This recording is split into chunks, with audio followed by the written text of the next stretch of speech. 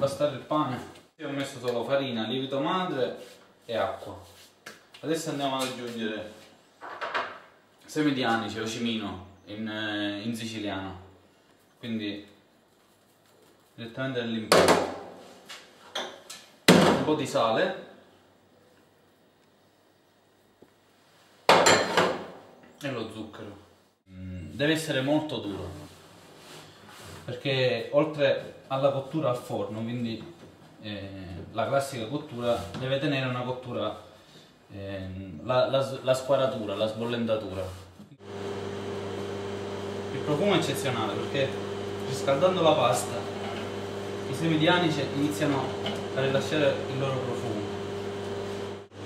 Si fanno dei filoncini in base allo spessore che si gradisce.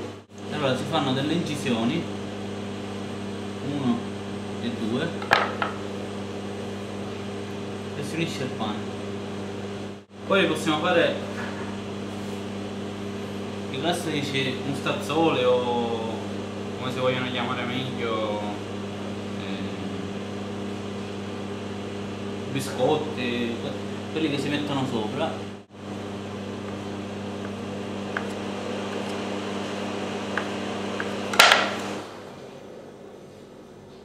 Io l'ho fatto in 3 forme diverse. Mettiamo lo strafinaccio. In base al periodo, che giustamente se d'estate magari si mette qualcosa un po' più leggero, quindi basta uno strofinaccio e una copertina.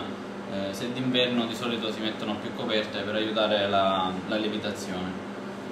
Questo va fatto riposare almeno un'ora, così. Dopo questa fase andiamo a fare la famosa squaratura, quindi acqua bollente. Andiamo a immergere il pane, vediamo che la lievitazione è perfetta perché il pane viene subito a galla. Bagnato stesso lo passiamo nella semola, si attacca e andiamo a mettere direttamente nella teglia. Il forno di casa si può fare con 180 gradi, 175 gradi e possibilmente senza ventola. Dopo 20 minuti vediamo il risultato. Il pane è pronto. L'odore è eccezionale.